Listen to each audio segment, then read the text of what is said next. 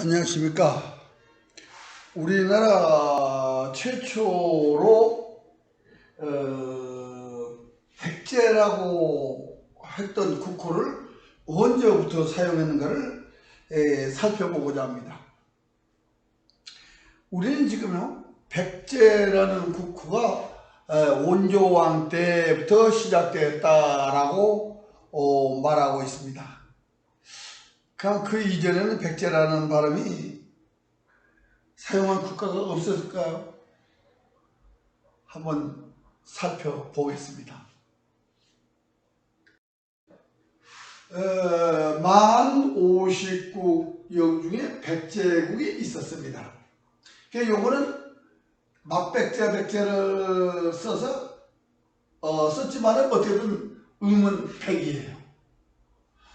그런데 이제 원조 백제를 이제 그렇게 나타낸다고 그러는데, 삼국지 한절에 보면은, 마한변한 진안이 있는데, 마한의 50국 중에 백제가 속해 있는데, 여기는 막백제 백제국인데, 나중에, 이게 원조 백제다라고 얘기하지만 원조 백제가 그 음을 차지했습니다.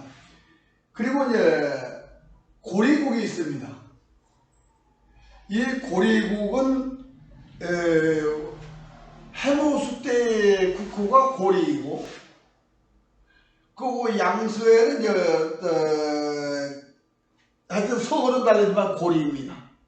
그리고 삼국지에도 있고 당서에도 있고 고구리를 줄여서 고리라고 하는데 그 음과 같은 고리국이 있습니다. 그럼 요거는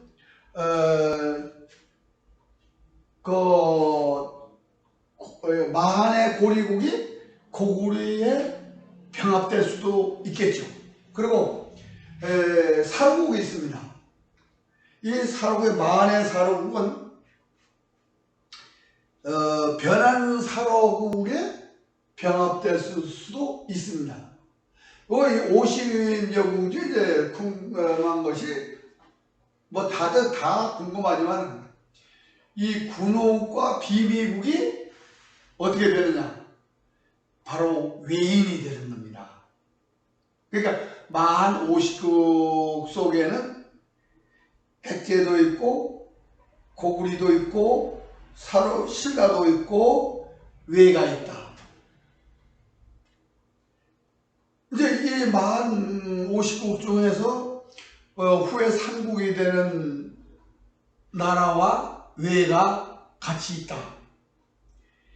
그러니까 요거는 우리가 지금 삼국사의 신라봉기를 푸는데 숙제가 풀릴 수 있는 겁니다. 그리고 송사부터 외가 그렇게 얘기합니다. 외가 외, 백제, 신라, 가라, 임나, 진안, 모한을 다스린다. 근데 이제 우리가 지금까지 이제 일반적인 상식으로는 외가 백제, 신라, 가라, 임나, 진안, 모한을 다스린다고 하니까 아니 절대 가능성이 없다라고 얘기를 합니다. 왜냐 지금까지는 삼한을 조선 팔도로 봤습니다. 그러나 마한 50국 중에 비미국의 여왕이 비미호입니다. 군호국의 왕이 비미궁호입니다. 그래서 군호국과 비미국이 합쳐지면 그것이 외노가 되고 외인이 되는 겁니다. 그래서 삼국지에는 다른 나라는 인을 안 붙입니다. 고구리, 예, 한, 그리고 부여, 옥저. 그런데 유독 외인이라고 붙이는 것이 비미국과 군호국의 그 나라에 나타내는 외인전이라고 합니다. 유일하게 25사에서 외인전이라고 표시한 데는 삼국지밖에 없습니다. 그 왜 외인이라고 하냐? 바로 마한 50국 중에 군호국과 비밀국이 다른 나라를 병합하면서 외를 형성한다 이렇게 보시면 됩니다. 그러니까 즉 외는 우리가 얘기하는 대로 일본 열도와 열도를 나타내는 것이 아니고 이 나라가 어디 있냐면은 바로 양자강 이남에 있었습니다.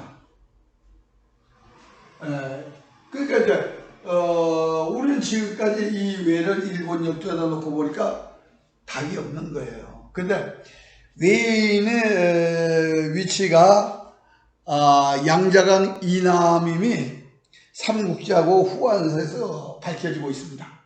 근데 뭐 이제 그건 좌우의 다른 면에서 살펴보고 여기서 어쨌든 백제라는 명칭이 온조 백제 이전에 그 명칭이 있다. 근데 삼국사 백제봉기나 25사에서 나오는 건 전부 다 백제라고 했는데 그럼 그 발음이 어떤 발음일까 하는 것이 궁금하다 이겁니다.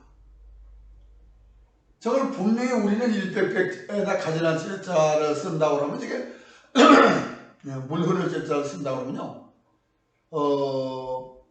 백제로도 불릴 수 있지만 즉 백의 발음이 맥과 백 두 가지 발음이 나옵니다. 예. 어떻게 얘기를 해줄까요? 그래서 지금까지 우리는 온조백제가 조선 팔도에서 건국을 해가지고 의자왕 때 공주에서 패망했다 라고 생각해 왔습니다. 그런데 이제 이련이 사만을 조선 팔도에다 갖다 놓고 고구려 백제의 패망을 조선 팔도에다 갖다 놓았기 때문에 그렇지. 삼국사와 동인전에서는 백제가 조선 팔도에 있는 게 아니고 유연제후 삼국사의 권 46에서 얘기하는 남으로 5월 북으로 유연제노를 고구려 백제가 다스렸다는데 그 지역에 백제가 패망했다는 걸 입증한 자료들이 있다 이겁니다. 뭐냐? 남제서 권 58, 요 지금 이렇게 빨간 표시로 동글동글하게 된 요것이 남제서에 나오는 백제 군명이 요거는 고구리 명칭입니다. 근데 그것이 삼국사 46권에 유연, 제, 노, 오월 지역에 있다 이겁니다. 그런데 우리는 지금 의자왕의 백제가 조선 팔도에서 망한 것으로 해서 공주가 웅진이었다라고 얘기를 하는데 우리나라는 백제가 있을 때의 명칭이 없습니다. 근데 지금 이 유연제노 5월 지역에는 의자왕 때 지명뿐만 아니라 삼국시대 지명이 지금도 있다. 특히 남제에서 권역보다 더 남쪽으로 있는 두 개의 지명이 주목할 필요가 있는데 그게 뭐냐? 백제 당나라가 백제를 패망시키고 둔 오도독부라는 것이 있습니다. 웅진, 마한, 동명, 덕안, 금년 그런데 그 중에 동명과 덕안이라는 지명이 두 개가 지금도 존재를 한다. 근데 그게 남녀에서 백제 지역보다 더 남쪽으로 진출한 걸로 진출한 지역으로 볼 수 밖에 없는 그런 지역에 덕안이 있다 이거. 근데 덕안에 지금 이 덕안의 동북 쪽에는 동쪽과 북쪽, 동북 쪽에는 김유신의 조상으로 보이는 조상이라고 한 소금천씨가 살던 청양, 이게 소, 현호, 청양 이렇게 같이 부르는데 청양이 있고 청양 주변에는 김수로왕과 관계가 있을 것으로 보여지는 허촌, 묘수, 그리고 금강국으로 보이는 괴가 있습니다. 그리고 김유신의 전쟁 지명이 있습니다. 지금도 있는 거예요.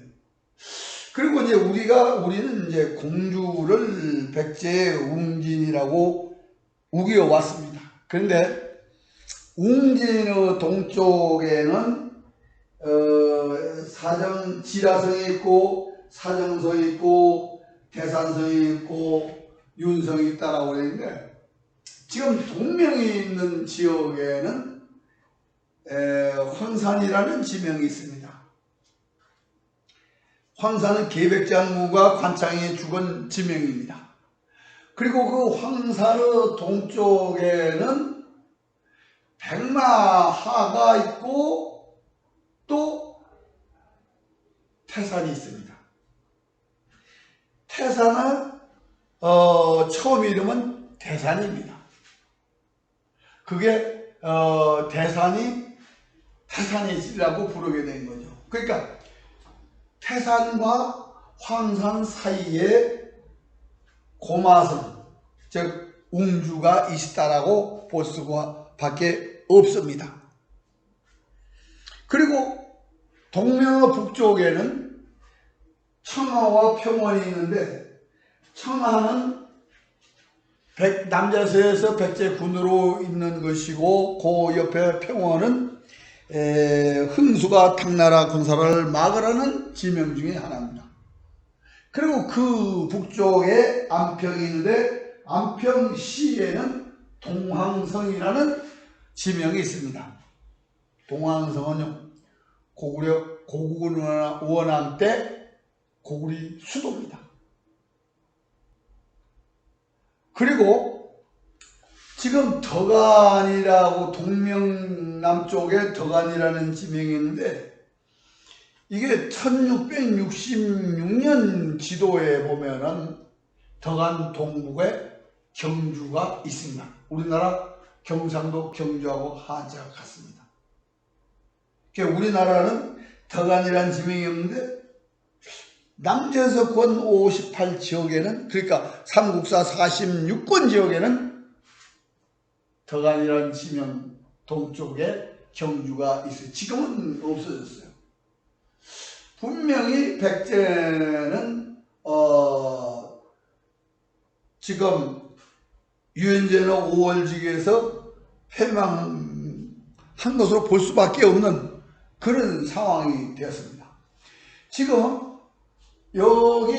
지금 요 밑에 여기가 이제 월성령이 있고, 거기에 이제 전주가 있어요. 근데 전주가 뭐냐? 우리나라 전주하고 똑같습니다.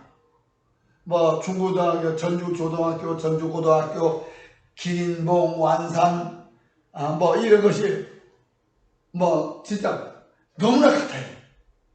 근데 그 전주 북쪽에는 미후도라는 과일이 나옵니다. 미후도가 뭐냐? 달의 일종이라고 그러는데, 그 미후가 뭡니까? 원숭이.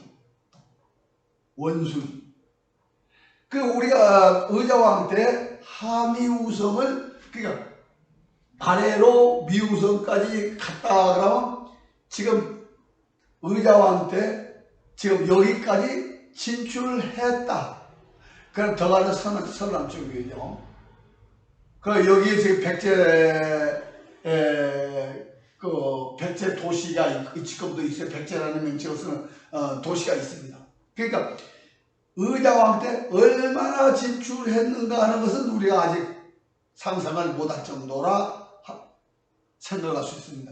그러니까 이 속에 오도독부 중에 동명과 덕안 외에 웅진은 이제 이어서 웅진이니까, 그러니까 두 개의 도독부가 아직도 우리가 찾지 못하는 그런 건데, 어떻게든 백제는 이 웅진, 그러니까 황산 동쪽에 그 태산 서쪽에 있는 이 고마성의 지역에 이제 말하면 여기가 이제 제나라 지역입니다. 옛날에 제나라 춘추전국 시절의 제나라. 그래서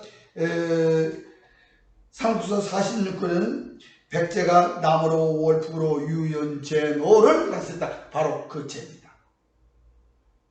자, 백제가 이 제나라 땅을 차지하고 있었다.